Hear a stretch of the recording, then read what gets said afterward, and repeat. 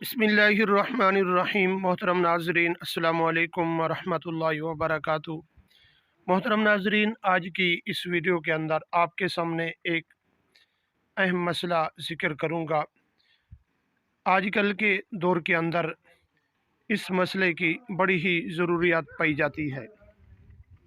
मोहतरम नाजरीन, वीडियो को शुरू करने से पहले अगर आप हमारे यूट्यूब चैनल पर पहली मरतबा आए हुए हैं तो आप हमारे चैनल को सब्सक्राइब करें और साथ ही लगे बेल आइकन को ज़रूर प्रेस कर दें।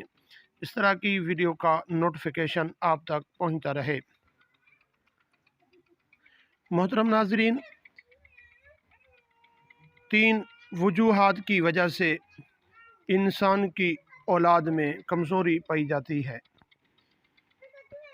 नंबर 1 कि इंसान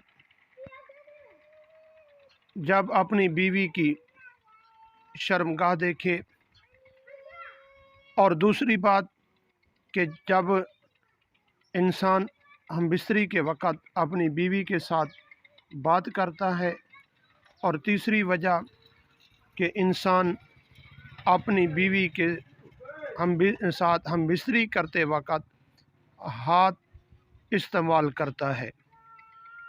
और ये बातें मैं आपके सामने तफसील के साथ ज़िक्र करूँगा।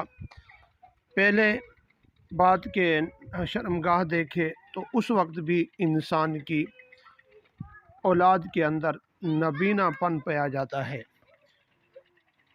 और ये अक्सर इंसान की अपनी ही मियाँ बीवी की अपनी ही गफलत की वजह से नबीनापन आ जाता है। और दूसरी बात कि हम बिस्तरी के वक़्त जब मियाँ बीवी आपस में बोलते हैं उस वक्त औलाद गूंगी पैदा होती है, और अल्लाह तबारक व तआला की तरफ से ये चीज़ें बहुत कम पाई जाती हैं, और मियाँ बीवी यानी माँ बाप की अपनी ही गफलत की वजह से ये चीज़ें पाई जाती हैं। और आजकल नौजवान ये हम शादी से पहले गलत वीडियो देखते रहते हैं, वो जो काम करते हैं उस तरह काम करते हैं। ये काम करना नाजायज़ है।